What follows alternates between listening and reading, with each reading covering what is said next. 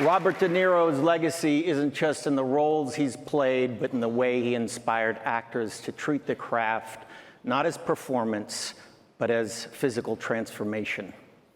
Growing up in Los Angeles, every young actor I knew watched De Niro's work. We studied him, trying to understand how he immersed himself so completely in his characters.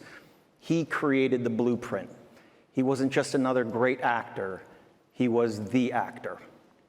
I was one of many very lucky kids who had the incredible opportunity to audition for and then ultimately work with him early in my career on this boy's life.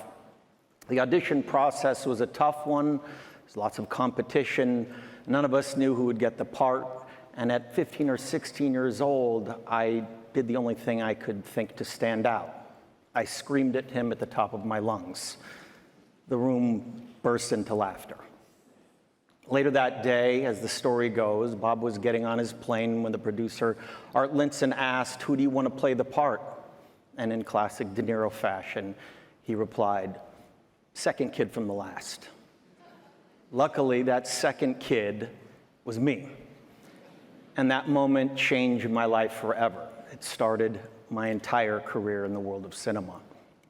And it happened again when Bob told Martin Scorsese, "I just did this film with this kid, maybe you should look into working with him," which led to some of the most important collaborations of my life. That's the thing about Bob. He doesn't say much, but when he does, it matters. Whether it's for his friends, his family, fighting for our democracy, or supporting the art of filmmaking, he shows up. Of course, Bob didn't appear fully formed. He grew up surrounded by art. His father was a painter, a serious artist committed to the truth through creativity. And you can feel the influence in Bob's work too, that deep-rooted need to cut through what's false, to strip away anything phony, and just tell the truth, no matter how complicated or messy that truth may be. And then there's his legendary partnership with Martin Scorsese. Together, they shaped some of the most iconic stories in cinema, stories without compromise. They didn't just make films, they redefined what cinema could be.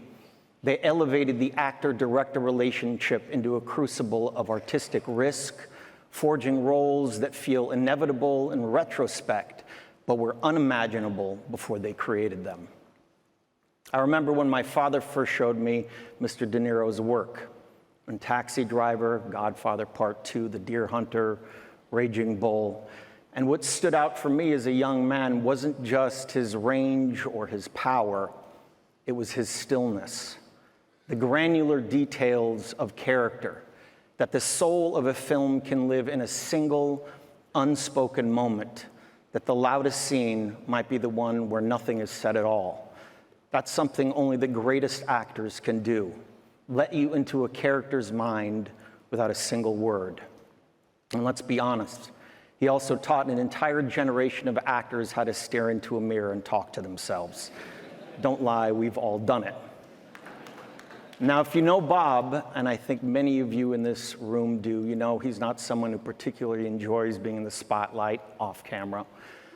If I'm lucky, I'll get a nod from him tonight, maybe even a half smile, and I will take that as a standing ovation. But every once in a while, even the most private of giants deserves their moment, a moment to be acknowledged, not just for their work, but for the quiet, lasting influence they've had on so many lives, on my life. So without trying to speak for the entire world of cinema here tonight, but probably doing it anyway, there's no one more deserving of this Palme d'Or Lifetime Achievement Award than Mr. Robert De Niro. Congratulations.